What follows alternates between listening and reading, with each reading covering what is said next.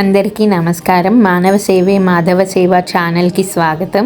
నేడు భారత స్వాతంత్ర సమరయోధుడు మరియు ప్రేరణాత్మక నాయకుడైన టంగుటూరి ప్రకాశం పంతులు గారి అద్భుతమైన జీవితాన్ని మరియు వారు మాకు అందించిన ప్రేరణను విశ్లేషిస్తాము.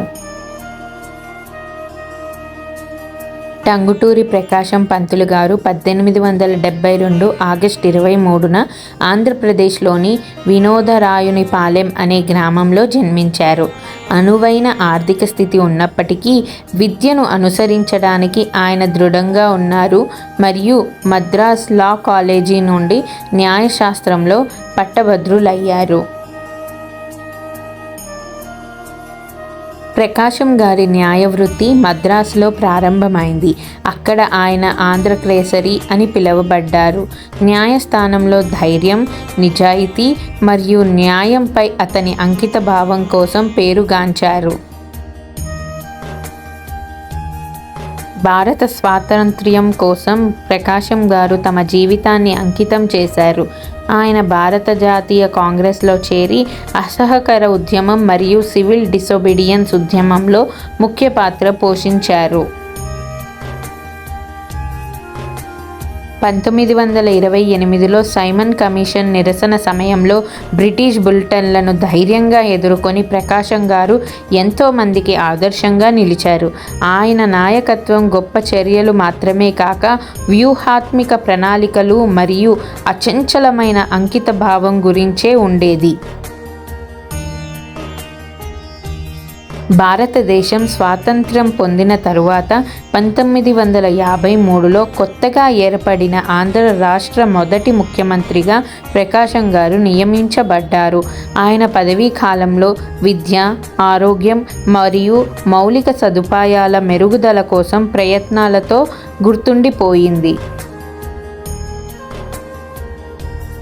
టంగుటూరి ప్రకాశం పంతులు గారి వారసత్వం ధైర్యం, అంకితభావం మరియు సేవా తత్పరత గురించి మనకు గుర్తు చేస్తుంది.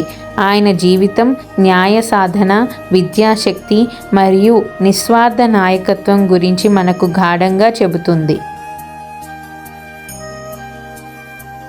టంగుటూరి ప్రకాశం పంతులు గారి జీవితం నుండి మనం ప్రేరణ పొందుదాం. ఆయన అప్రతిహత, న్యాయ నిబద్ధత మరియు సమాజం యొక్క శ్రేయస్సు కోసం నిరంతరం పాటుపడడం మనకు నేర్పించింది. నిజమైన సేవే మానవ సేవ. ఇవాళ మనం అరసవెల్లి సూర్యదేవుడు ఆలయం వద్ద ఉన్నాం. ఇది ఆధ్యాత్మిక ప్రాధాన్యం మరియు సాంస్కృతిక వారసత్వానికి ప్రసిద్ధి చెందింది. ఈ ఆలయ ఆధ్యాత్మిక వెలుగుకు పక్కన ఇక్కడ చాలామంది అవసరంలో ఉన్నారు. ముఖ్యంగా రాత్రులు చల్లబడే కొద్దీ మనసు సంతృప్తితో నిండిన మా మానవ సేవే మాధవ సేవా బృందం చర్యలోకి దిగింది. చల్లదనం మరియు సౌకర్యాన్ని అందించేందుకు మేము దుప్పట్లు సేకరించాము. ఈ దుప్పట్లు పంచిపెట్టే క్రమంలో మేము వాటిని స్వీకరించిన వారి కళ్ళల్లో ఉన్న కృతజ్ఞత మరియు ఉపశమనం ప్రత్యక్షంగా చూసాము. ఇలాంటి క్షణాలు మాకు మనం చేస్తున్నది ఎందుకు చేస్తున్నామో గుర్తు చేస్తాయి. ప్రతి దుప్పటితో ప్రేమ మరియు మద్దతు చూపబడుతుంది.